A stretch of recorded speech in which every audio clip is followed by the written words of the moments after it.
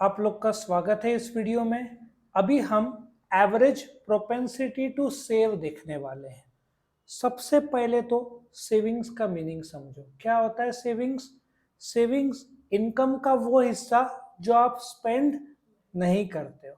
Now economics में income को क्या बोलेंगे? Y.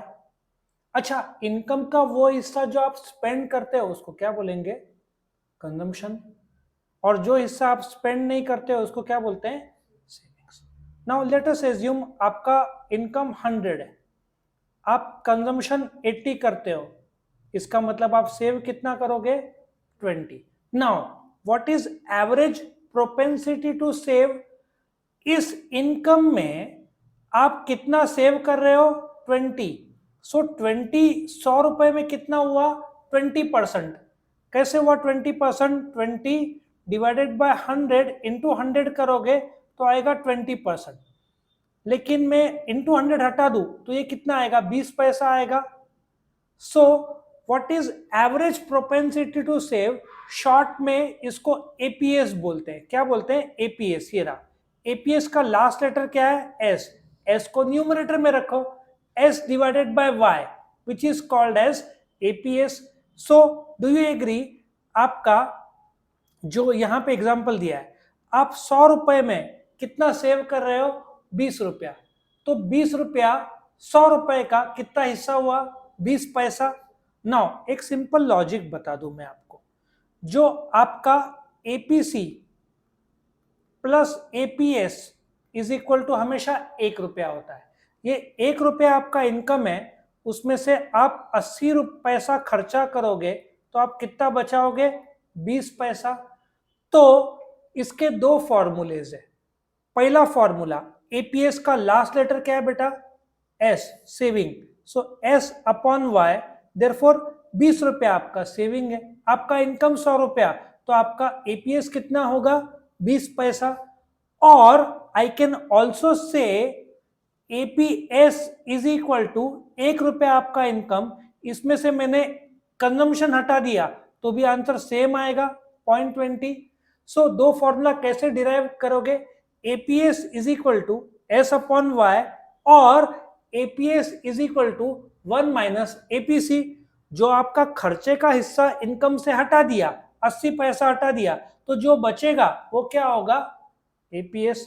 So let us revise quickly. What is savings? That part of income which is not spent. What is consumption? That part of income which is spent. So what is average propensity to save? एक particular level of income में आपका saving कितना होता है? वो particular level of income मैंने 100 रुपए पकड़ा है। आपका 100 रुपए इनकम में आप कितना सेव करते हो?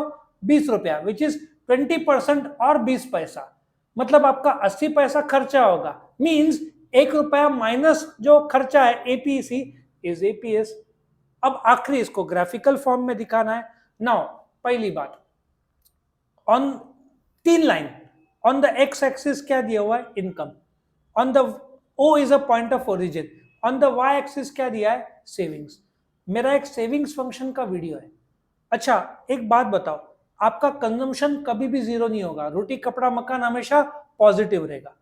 आपका ये महीने का खर्चा 100 रुपया है, आपका इनकम कुछ भी नहीं है, मतलब आपने दोस्त से उधारी लिया होगा, तो सेविंग्स माइनस से भी शुरू होता है। और आपका 100 रुपया इनकम, 100 रुपया खर्चा, तो सेविंग जीरो भी हो सकता है और सेविंग पॉजिटिव भी हो सकता है। इसलिए सेविंग्स का कर्व माइनस, जीरो और पॉजिटिव। आप एपीसी का कर्व देखोगे ना, वो हमेशा पॉजिटिव जोन में होगा। ये देखो इधर, ये जो ग्राफ है, जो एपीसी का लाइन है ना, ये हमेशा पॉजिटिव से होगा, जबकि एपीएस का लाइन हो सकता है आपका माइनस से हो, जीरो हो और पॉजिटिव हो। लेकिन यहां पे जो हमने एग्जांपल लिया है, आपका सेविंग पॉजिटिव है। 100 रुपए में आप सिर्फ 80 रुपया खर्चा कर रहे हो, मतलब 20 रुपए सेव कर रहे हो। इसलिए देखो ये 20 रुपया पॉजिटिव है, आपका इनकम 100 रुपीज है, और ये लाइन एसएस कर्व, इसको एसएस कर्व बोलते हैं। सो ये 20 रुपीज जो आप सेव कर रहे हो, वो 100 रुपीज का कितना हिस्सा है? 0.20। और वही कंजम्पशन कर्व होता तो ये 80 हो जाता था। लॉजिक समझ में आया? सो व्हाट इज एपीएस? उस पर्टिकुलर लेवल ऑफ इनकम में आप कितना सेव कर पा रहे हो?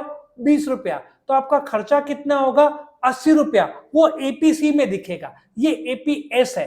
तो सेविंग क्या है? इनकम का वो हिस्सा जो आप खर्चा नहीं कर रहे हो। कंजम्पशन क्या है? वो हिस्सा जो आप खर्चा कर रहे हो। सो वो सेविंग्स और इनकम का अरिथमेटिकल रिलेशनशिप को क्या बोलते हैं? Saving function. वो अरिथमेटिकल रिलेशनशिप का उस इनकम में फॉर्मूला क्या है? Savings upon income which is 20/100। और दूसरा फॉर्मूला क्या है? 1 माइनस एपीसी। तो हो गया, ये आपका ग्राफ है। तो यहाँ पे खत्म होता है एपीएस।